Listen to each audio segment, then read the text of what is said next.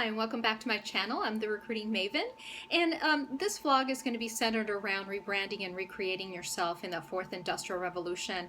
In a different blog, I had to address what that fourth industrial revolution is, what it will be, especially in the next 3 to 5 years, how it's going to affect your career, and essentially, is a robot going to be replacing you? And the short answer to that is yes. And so I wanted to provide you with different options on how you can recreate yourself and maybe branch into a very different industry that maybe you had not even thought of would be a possibility for a career for yourself. So today my offering is really recruitment. And of course that's definitely going to change in that fourth industrial revolution that we're in already.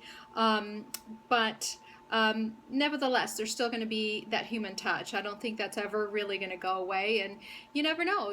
This might be a niche career for you that you never thought would be a possibility for you.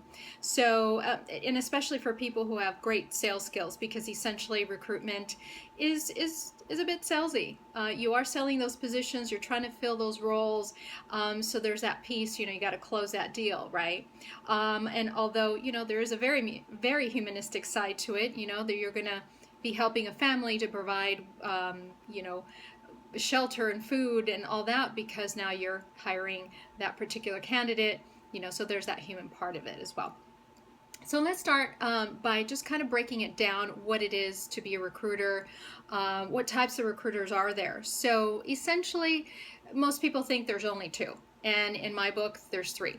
So there's the corporate side, there's the staffing side, and then for me, there's that third, which I'm actually loving right now, which is that crowd recruiting aspect of recruiting. So and we'll just break all those down. So corporate recruited, obviously, if you've ever applied online to a large corporation, you have somebody else on the other end engaging you in that recruitment process, interviewing you over the phone, interviewing you in person, and so forth.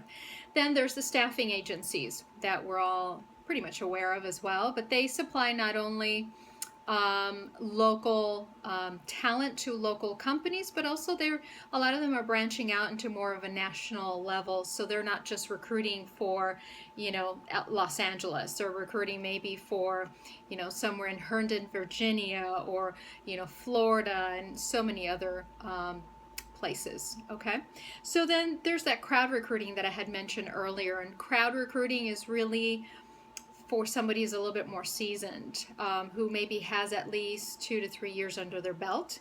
And so kind of taking a little bit of step back, corporate and staffing are great places to be trained. I don't suggest crowd recruiting right off the bat. Unless you're extremely self-confident and you really understand what maybe X-ray searches are on the internet. Maybe you really understand Boolean searches, natural language searches, and those kinds of things. If you have a background, great. That's fabulous. You're probably going to do well. However, you're going to really get that experience and the training that you need either through, spending a couple of years in a corporate setting or in a staffing agency setting. I have done both, and so I think when I added that piece of, crowd recruiting, it's I know how to do it. It's not a big deal. I'm not looking for someone to ask questions about my process or my techniques or my searches or any of those, and really what to employ and where to find those people, because long gone are the days where you just go to Monster and you look for people, and Indeed and even LinkedIn. So as an example, you wouldn't go to LinkedIn to look for people who work in the light industrial type of career. So you have to understand where to find those people. So with that said, crowd recruiting is great. There's some great platforms out there. Currently, I'm working with Reload, and no, this isn't, I'm not getting paid, or there's no sponsorships of any kind, but I am working with Reload. They specialize in healthcare recruitment. And then Cbrex, which is, they are a multinational, and so you can work on jobs from anywhere from Thailand to New York to California to Spain to, you know, just anywhere in the world. But again, you really have to know what you're doing to get onto that kind of a platform. And they, you know, they do talk to you.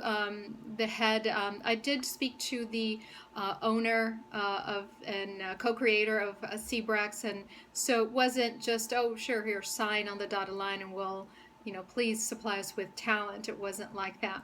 And they do have various contracts. So again, having that experience is going to be crucial. But just to give you some numbers, when I was in staffing, the payout was quite large. So anywhere between $15,000 to $30,000 for a candidate, and that was the commission. And then of course there were some splits, right?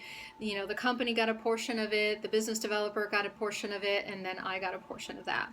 And when you're starting, you're not going to be making that much money. So maybe you're making anywhere between 5 to 10% of that commission, and 10 is like, wow, you're really doing well. It's really more like 5, because again, you're getting that training. This is something new for you, so there's that. On the corporate side, there is, you know, the splits are kind of interesting. Maybe you just get a salary and you don't get any commission, but maybe you do get a bonus. So that could be 5 to 10%, depending on, again, your level of experience and how well you're performing. So that could be broken down to those items as well. And then in crowd recruiting, you're just looking at, you know, and that will tell you exactly what amount you're going to be getting based on that salary. So, you know, it could be anywhere between 15 to 30,000 as well. And again, you're going to be splitting that 15,000, so you're not going to get that whole amount.